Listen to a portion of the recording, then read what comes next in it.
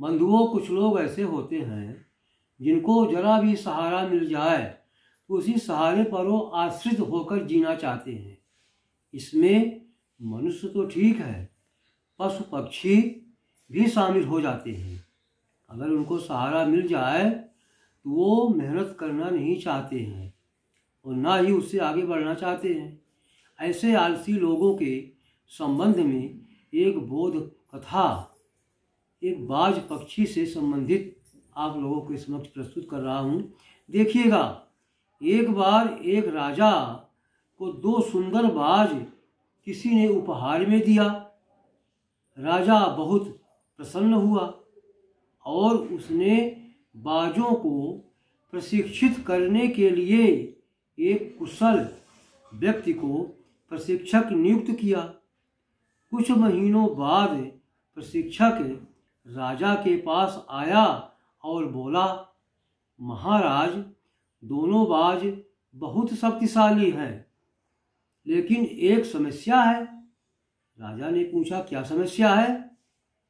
तो उसने कहा, एक बाज आसमान में ऊंची उड़ान भरता है, जबकि दूसरा अपनी डाल से हिलता ही नहीं है। राजा ने कई विशेषज्ञ बुलाए, लेकिन कोई भी उस बाज को उड़ाने में सफल नहीं हो सका।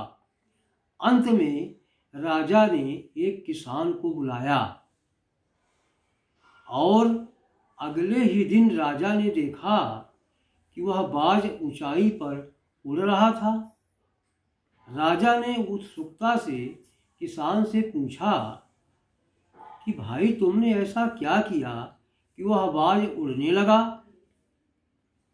किसान ने मुस्कुराते हुए जवाब दिया, महाराज, मैंने बस उस डाल को काट दिया जिस पर वह बैठा था। जैसे ही उसे यह एहसास हुआ कि अब उसके पास कोई सहारा नहीं है, वह स्वाभाविक रूप से उड़ने लगा। हमारे जीवन में भी कई बार ऐसा होता है। हम अपनी सुविधाओं, डर और असुरक्षाओं के कारण अपनी वास्तविक संभावनाओं को नहीं पहचान पाते हैं, या हम उसी में जीना चाहते हैं कि काहे को मेहनत पड़े। एक कहावत है, आओ बर प्रमुख।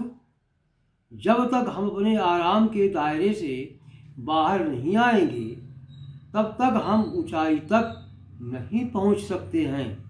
हमें ऊंचाई पर पहुंचने के लिए मेहनत करना पड़ेगा और आलस्य को दूर करना पड़ेगा और दूसरों के सहारे को छोड़ अपना स्वयं सहारा बनाना पड़ेगा।